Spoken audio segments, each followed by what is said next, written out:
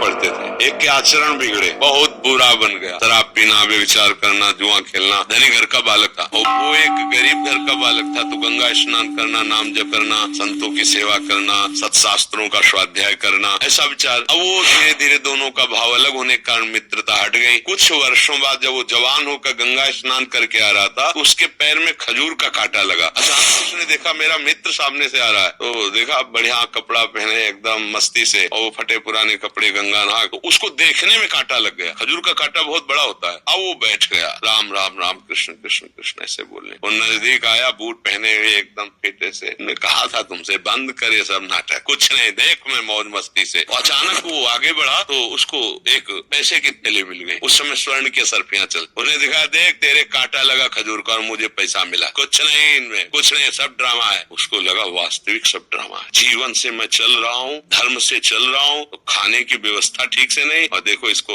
असरफियों का थैला मिल गया। वो असंतुष्ट ही था। जब कोई धर्मात्मा दुखी होता है या संशय में होता है तो भगवान किसी न किसी रूप में आकर के संभाल लेते हैं, क्योंकि उन्हीं का नाम धर्म है, वही सतमार्ग है। एक ब्राह्मण के वेश में, संत वेश में ऐसे आए। क्या हुआ बेटा, कांटा लग गया? लाओ मैं निकाल देता हूँ। कांटा निकाला, स्पर्श करते ही पीड़ा गई। उन्होंने कहा कि तुम्हारे मन में कुछ संशय है क्या धर्म के प्रति? बोले मेरा मित्र मैं जानता हूँ शराब पीता, व्यभिचार करता है, चोरी करता है, हिंसा करता है, बड़ा पापी है, उसको असरफी मिली। और मैं नाम जप करता हूँ, भगवान का आश्रय लिए हूँ, गंगा स्नान कर, मुझे खजूर का कांटा लगा इतना बड़ा, और घर की परिस्थिति ठीक नहीं। क्या यही भगवान के भजन का फल है क्या? उनका बेटा तुम देख नहीं पा रहे हो, मैं तुम्हें बता रहा हूँ। पूर्व जन्म में तुमने बहुत पाप किया, ऐसे ही जैसे तुम्हारा मित्र कर रहा है। इस जन्म में तुमने गंगा स्नान और पुण्य कार्य किया, तुम्हें इस जन्म में सूली की सजा मिलती। सूली की सजा खजूर के कांटे से खत्म हो गई। अब तुम्हारे पाप नष्ट हो गए, पुण्य का नंबर आ रहा है, तो इस लोक और परलोक सब जगह सुख भोगोगे, क्योंकि तुमने अच्छे कार्य किए। और ये पूर्व जन्म में पुण्य किया था, इस जन्म में पाप किया, इसको राजा बनना था, तो ये भोग प्राप्त करके एक थैली असरफी, और जिस दिन ये सब खर्चा हो गई असरफी, उस दिन उसके पुण्य नष्ट हो जाएंगे। अब ये वर्तमान का पाप और पूर्व का पाप मिलकर इसको नष्ट कर देगा। तुम धर्म के प्रति संशय मत करो। उसी समय उसको लाभ,